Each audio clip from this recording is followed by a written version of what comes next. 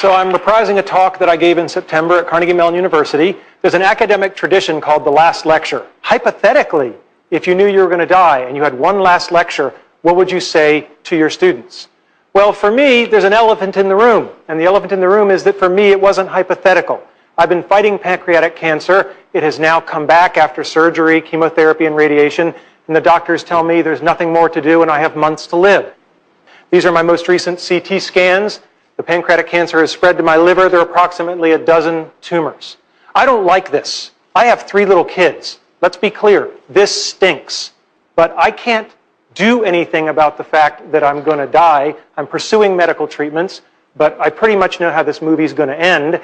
And I can't control the cards I'm dealt, just how I play the hands. Now, if I'm not morose enough for you, I'm sorry to disappoint, but I don't choose to be an object of pity. And in fact, although I'm going to die soon, I'm actually physically very strong. In fact, I'm probably physically stronger than most of the people in this audience. Yeah.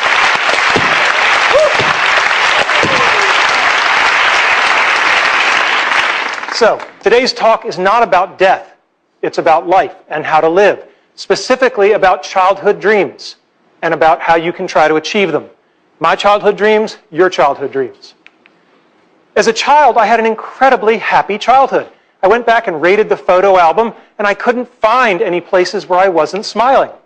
Right? I just had a great childhood. And I was dreaming, always dreaming. It was an easy time to dream. When you turn on your television set and men are landing on the moon, anything is possible. And we should never lose that spirit. So what were my childhood dreams? Being in the National Football League. This is one of the childhood dreams I didn't achieve. All right? And it's very important to know that if you don't achieve your dreams, you can still get a lot by trying for it. There's an expression I love, experience is what you get when you don't get what you wanted. Now, I played Little League football for a long time, and I had a phenomenal coach, Coach Jim Graham, and he was old school. When I was at a practice, he rode me all practice. You know, you're doing it wrong, go back, do it again.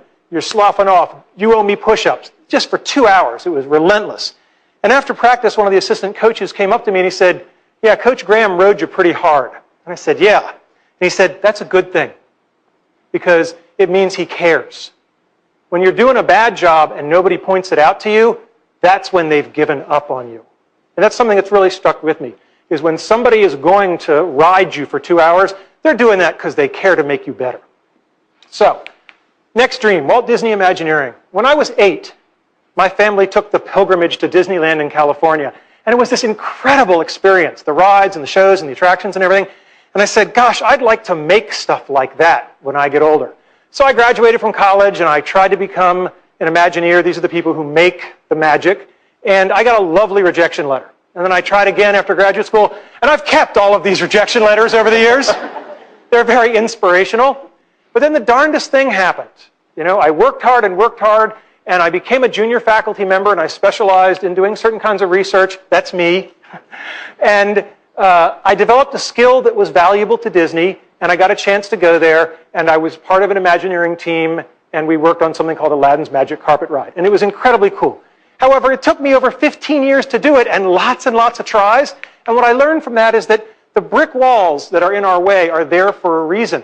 They are not there to keep us out. They are there to give us a way to show how much we want it. If you're going to have childhood dreams, I recommend you have good parents. I lucked out. I have great parents. This is my mother on her 70th birthday. I am the blur in the back. I have just been lapped.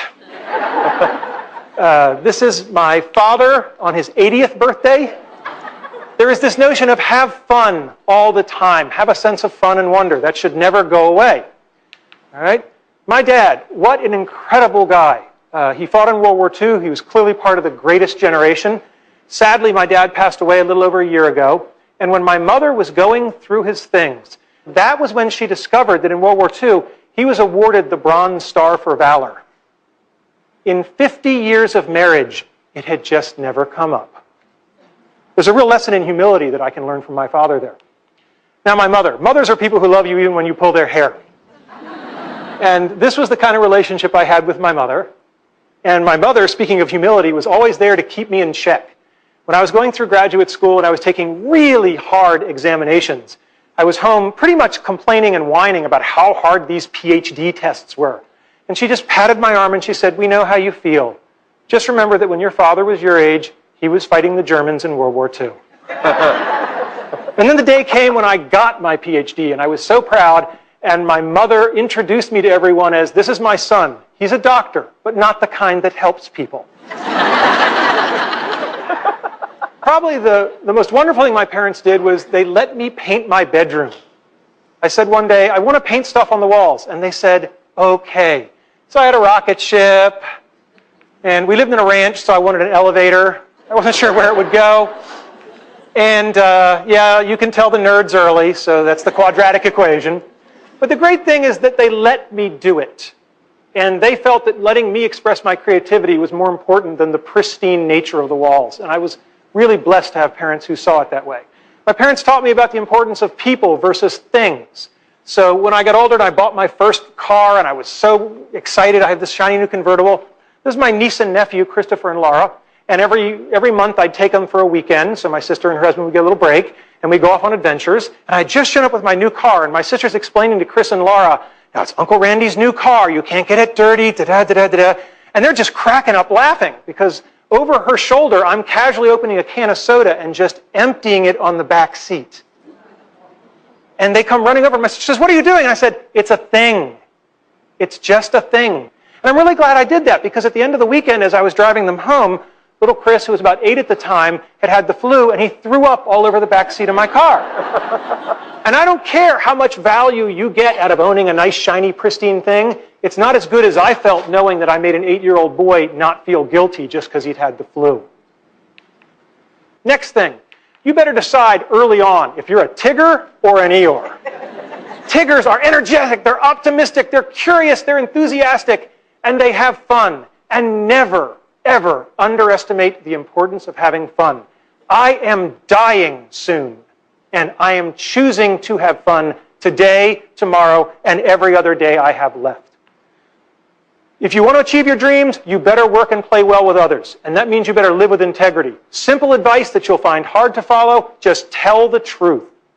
Second thing, when you screw up, apologize. There are a lot of bad apologies in America. A good apology has 3 parts. I'm sorry. It was my fault. How do I make it right?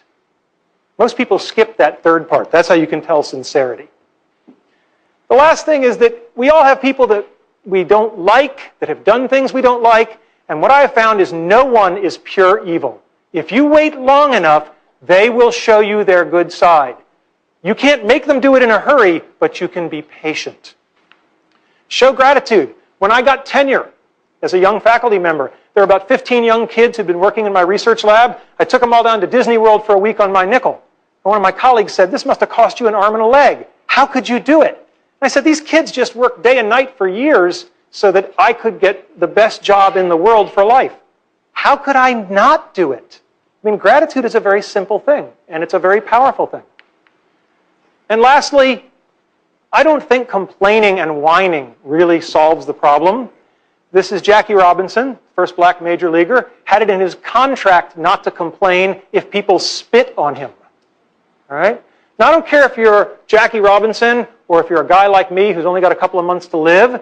You can choose to take your finite time and energy and effort, and you can spend it complaining, or you can spend it playing the game hard, which is probably going to be more helpful to you in the long run. Now, I told you this is part of the lecture series at Carnegie Mellon University. And it's important for you to know why I gave the talk. Okay? The talk isn't just about how to achieve your childhood dreams. It's much broader than that. It's about how to live your life. Because if you lead your life the right way, the karma will take care of itself. The dreams will come to you. If you live properly, the dreams will come to you. I think it's great that so many people have benefited from this lecture. But the truth of the matter is that I didn't even really give it to the 400 people at Carnegie Mellon who came. I only wrote this lecture for 3 people. And when they're older, they'll watch it. Thank you.